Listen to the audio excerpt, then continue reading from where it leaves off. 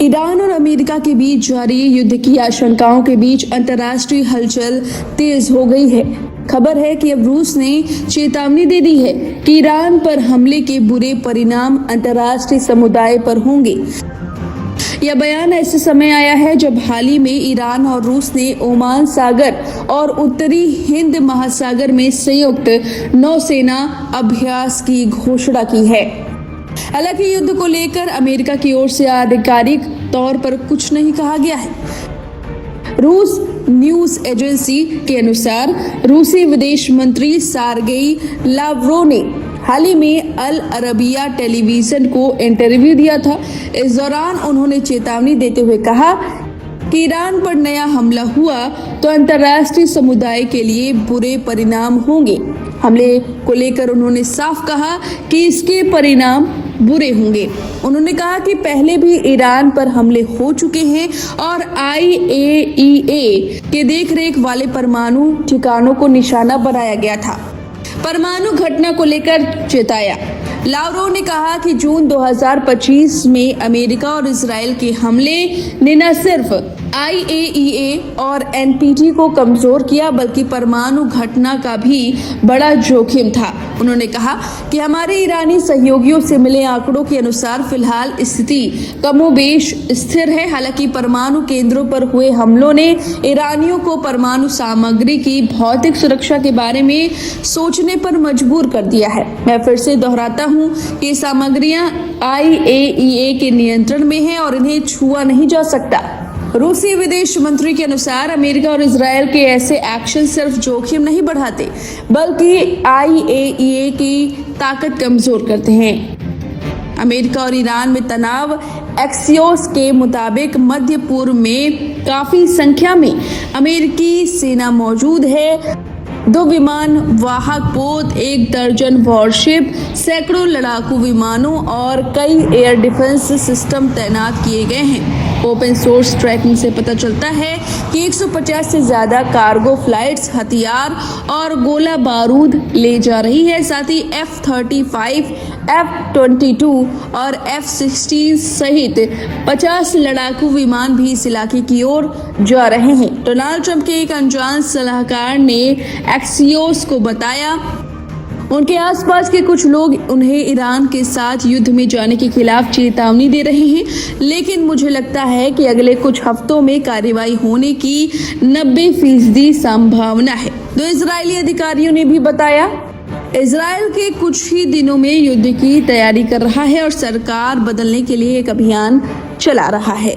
तो इस तरह से रूसी विदेश मंत्री ने चेतावनी दी है कि अगर ईरान पर कोई हमला करता है तो अंतर्राष्ट्रीय स्तर पर बहुत ही बुरा होगा। यानी कि रूस हो सकता है कि इस पूरे युद्ध में ईरान का साथ दे और खुले तौर पर ये बात कह रहे हैं विदेश मंत्री। और आने वाले समय में जिस तरह से स्थिति बन रही है, यानी कि युद्ध की स्थिति बन रही है, अमेरिका तैयारियां कर रहा है, इजराइल तैयारियां कर रहा है और रूस ने डंके की चोट पर ये बात कह दी है कि अगर हमला हुआ तो बहुत बुरा होगा।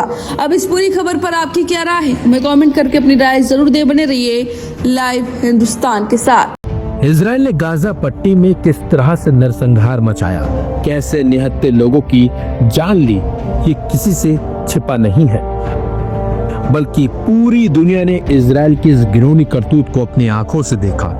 ये भी देखा कि कैसे छोटे छोटे मासूम बच्चे अनाथ हो गए और यही वजह है कि गाजा पट्टी आज भी पूरी दुनिया में चर्चा का केंद्र बना हुआ है।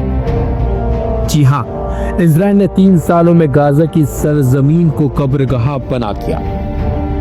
इतना ही नहीं, इजराइल और हमास में सीज फायर होने के बावजूद इजरायली फौज लगातार बेगुनाह फिलिस्तीनियों को निशाना बनाती रही है। यही वजह है कि इजराइल की नेतन्याहू सरकार पर नस्ली नरसंहार के आरोप भी लगते रहे हैं। इसके लिए इंटरनेशनल कोर्ट ने बेंजामिन नेतन्याहू और पूर्व रक्षा मंत्री योआफ गैलेंट के खिलाफ गिरफ्तारी वारंट भी जारी किया है। इजरायली फौज की क्रूरता का अंदाजा इसी बात से लगाया जा सकता है कि गाजा का 90% बुनियादी ढांचा नेस्तनाबूद हो गया है। कई लोग अभी भी अपनों को तलाश रहे हैं, उन्हें ये नहीं पता कि वह जिंदा है या फिर मर चुके हैं। गाजा को लेकर अब एक और चौंकाने वाला खुलासा हुआ है जिसने पूरी इंसानियत को झकझोर कर रख दिया है। इजराइल ने 10,800 से ज्यादा बेगुनाह फिलिस्तीनियों को अवैध ढंग से डिटेंशन सेंटर में कैद किया हुआ है, जबकि 2025 के आखिर तक 10,914 फिलिस्तीनियों को राष्ट्रीय सुरक्षा का हवाला देते हुए गिरफ्तार कर लिया गया था। इनमें से कई नाबालिग बच्चे औरतें भी इसमें शामिल हैं। मानवाधिकार संगठनों का दावा है कि अनलॉफुल कॉन्वेंट्स का हवाला देते हुए 1200 से ज्यादा फिलिस्तीनियों को गुपचुप तरीके से गायब कर दिया गया।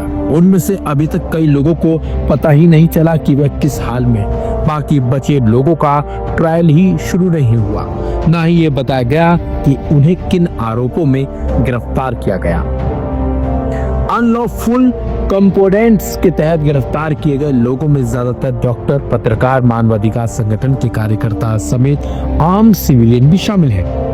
एक मीडिया रिपोर्ट्स के मुताबिक गाजा पट्टी में जारी राहत और बचाव कामों के बावजूद अभी भी 8,000 से ज्यादा शव ढही हुई इमारतों के मलबे के नीचे दबे हुए हैं। यह जानकारी इलाके की सिविल डिफेंस एजेंसी ने दी है। सिविल डिफेंस के प्रवक्ता महमूद बसाल ने कहा कि सर्च और रेस्क्यू टीमें बेहद मुश्किल हालात में काम कर रही हैं।